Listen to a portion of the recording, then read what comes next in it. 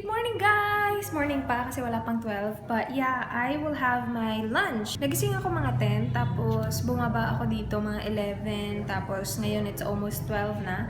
I'm having pork steak, my rice of course, tapos ito beans, green beans with some pork. And look at this, you guys. Na-freeze siya. Pinalagay ko kay Mark kagabi sa freezer kasi hindi siya malamig at all kahapon. And I was gonna drink it after dinner. Tapos nakalimutan ko. Tapos ito, frozen na talaga siya ng bonggang-bongga. Ito yung Vitamilk na choco shake. Gustong-gusto ni Mark nito eh. Tapos I think na-try ko na siya. And hindi ko nagustuhan masyado. But then, gustong-gusto niya. So, gusto kong itry ulit. But yeah, frozen siya. So, how can I try it, right? I'm just gonna get Yakult. No coffee today. Kain tayo! Tinatamad na naman ako mag-workout. So, kanina, tinignan ko yung mga bikini ko, yung mga swimsuit ko na isusuot ko sa trip ko sa December. Sabi ko, kailangan mong i-maintain yung chan mo para may confidence ka na isuot tong mga to. I mean, I don't mind wearing, swimsuit, bikinis naman.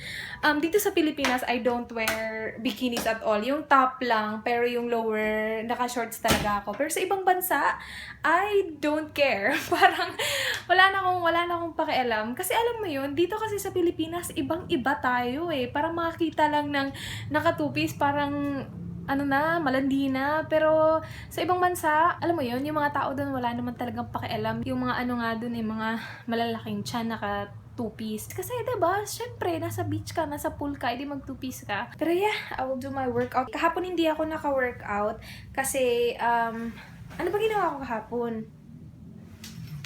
Oh yeah, nagmamadali ako kasi may dentist appointment ako kahapon kaya hindi na ako naka-workout. Yung ko kasi workout schedule ko, my schedule talaga ako. Before ako maligo, dapat mag-workout ako. Kapag tapos ako maligo, ayoko na mag-workout. I'll just do my 10-minute workout, take a shower, and talk to you guys later. Hi guys! Katatapos lang ma-charge yung phone ko. I painted my nails kanina kaya nga lang naka-charge yung phone ko.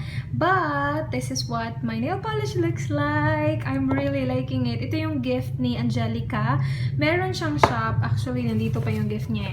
Fashionista shop at iba pa. Please check her Facebook link kasi marami siyang sinisell, guys. Mga bedsheet, SG Authentic products. Binigyan niya ako nito. It's in the shade Green Pepper.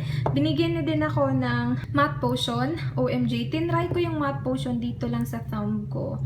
So, ganyan yung itsura ng may matte potion. Tapos, the rest of my nails, yung yung ginagamit ko. Yung top coat from My Posh. So, yeah. And also, ginagamit ko lagi yung Bobbi na special quick dry ko para mag-dry ng mabilis yung nails ko. And dry na siya. I'm really liking this color. Thank you so much, Angelica. As in, super thank you. I really appreciate it. Alam niyo naman na sobrang gusto-gusto ko yung nail polish. And wala ako nitong color na to. I'm so liking it. Thank you so much. Hi guys! Nakatulog ako. Ay, naiinis ako sa sarili ko kasi ayokong matulog eh. Kasi sa gabi, sobrang tagal ko na nakakatulog, mga 3:30. Yun, natulog ako kanina mga 6, tapos ngayon 7:20 na. Nahihirapan na naman ako matulog nito mamaya. Nakalimutan kong ilagay yung link ng shop na na-mention ko sa previous vlog ko. So, ilagay ko lang siya. Thank you sa nag-comment. Okay, so add ko lang yung link. One sec. Dinner time! I have poso. Ito ay pork, ito, at saka ito atay ng manok, and then I have 1 banana.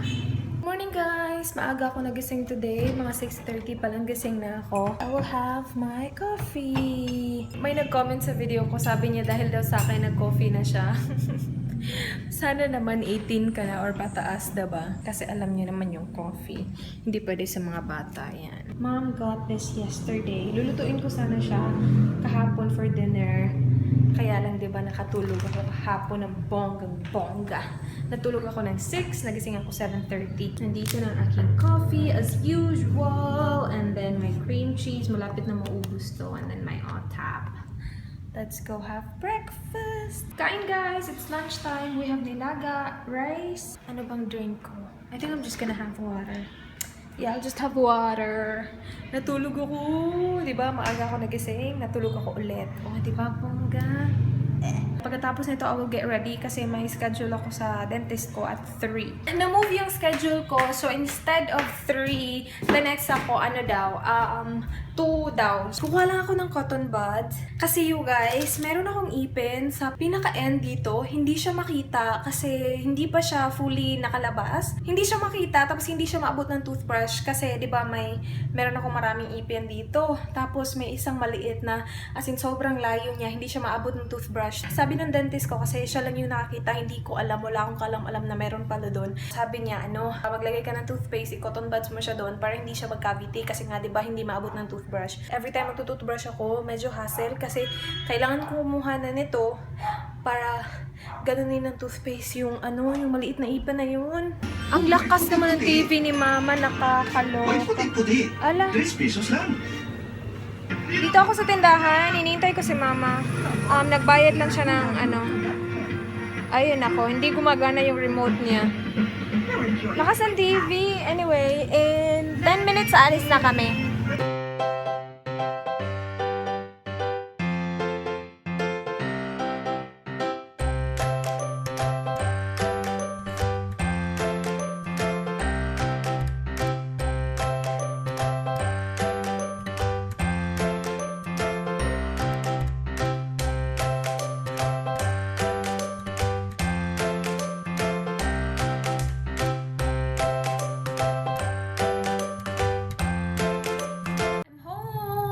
Ginamit ko nga pala itong eye white, the other day. Tapos, yeah, I'm really liking it. I will do a demo review for you guys kasi feeling ko magugustuhan nyo rin siya. Siya yung product na as in makikita mo talaga yung resulta kasi may makukuha ka talaga.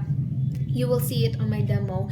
And meron ako hinihintay na package. I'm not sure if I will receive it today. Siguro next week na lang ako mag-haul.